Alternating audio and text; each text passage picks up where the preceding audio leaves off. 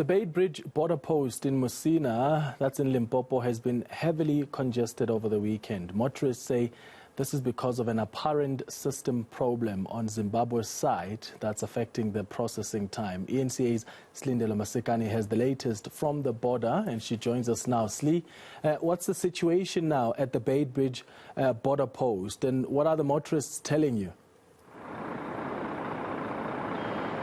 It's quite a really dire situation here, Clement. Almost a humanitarian crisis that's unfolding at the Beitbridge border post. For about 15 to 20 kilometers as you're leaving Musina, which is the nearest town towards the border, you're just met with a snaking queue that goes on for kilometers on end. And at this point, my colleague Joe Matala and I have been here since the early hours of the morning, and the queue is really just moving at a snail's pace. It almost seems like it's going nowhere slowly. But as the day has progressed, we have been seeing that more and more trucks are getting through, even though it's still quite a long queue that still needs to continue. And you can see that we have truck drivers who have been with their trucks for days, some 9 days, some 7 days, some 5 days, day in and day out, sitting here with these goods and services that are yet to make it over the post. And you can see that some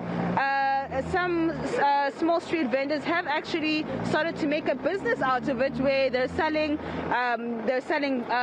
masks, they're selling caps, they're selling stuff to bathe in.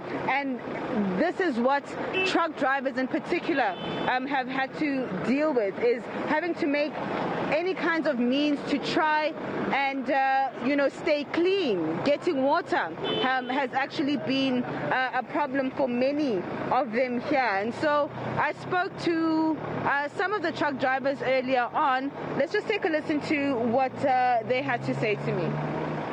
I'm carrying LPG gas. I arrived here yesterday, but luckily, and we want to thank those national traffic cops. They come to assist us, especially us who are pulling dangerous goods, LPG gas. These long queues, they are here for long. So some drivers, they are taking mbaula gas, cooking outside, smoking. They don't even know the dangers of dangerous goods. Yeah. But these traffic cops, I started to see them today. Maybe they are from Joburg or Polokwane. We appreciate them. They come in the queue and take us out from the queue. Then they let us park near Musina since morning. Then they come and escort us.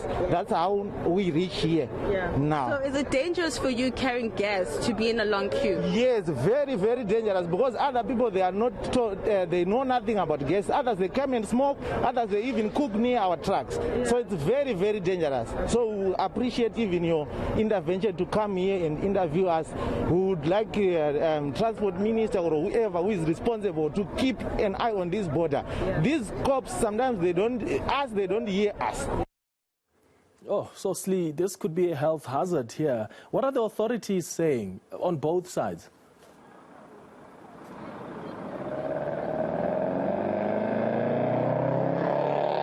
Sli, I'm not sure if you're able to hear my question. I was asking about the authorities and what they are saying from both South Africa and Zimbabwe. Well, Clement, our colleague Pindai Dube is on the other side and is actually trying to get officials on that end to try and understand exactly how the situation can be resolved as soon as possible. We know that the issue is on the Zimbabwean side of the border, but it's affecting both the South African end as well, of course, as the Zimbabwean end of the border. And we know it has to do with the delays in some of the infrastructure upgrades to the Beitbridge border, where now the border cannot really accommodate the capacity of trucks that make it through the border. We know that there's about 1,000 trucks that make their way in and out of Beitbridge on a daily basis. We know that there's issues around the biometric system, as well as a levy now that's been introduced for trucks to make it past the border, which is around $200, which is something that was introduced recently, and truck drivers just did not know anything about it or were just not prepared for it. I wanted to actually speak to one of them I'm not sure if he's still willing. Baba, please come closer. Just to give us a sense, this particular truck driver, Clement, has been here for about 5 days. How are you, sir? Hello, I'm okay. How is it? Good, good. Just tell the viewers, when did you get here? What are you transporting? And how have you been surviving the past 5 days? It's very tough. Yeah. Because for the past 5 days, nowhere to get food. Yeah. Not even a toilet. Yeah. Or even a bathroom. Yeah. Drinking water, whatever, everything, almost everything. Yeah. Not even sleeping. Yeah. Just pushing the queue. You're almost at the border. You're about 500 meters. Yeah, I can see. Do you think you'll make it through tonight, or do you think you're going to have to stay another night? I don't know the pace. Yeah. But if it's just the same pace like behind there, Yeah. I think a day or so. Yeah, another day or so. Another day or so. If you could speak to authorities at the border, what would you say to them? You know, they have to improve their services. Yeah. It's very bad. It's not good at all. It's not even good. Yeah. Yeah. Thank you so much. Thank you. Thank you. As you can hear, Clement, just one of the truck drivers who's been here for 5 days, saying that he thinks he's going to have to spend another night, and that this issue really needs to be resolved as soon as possible.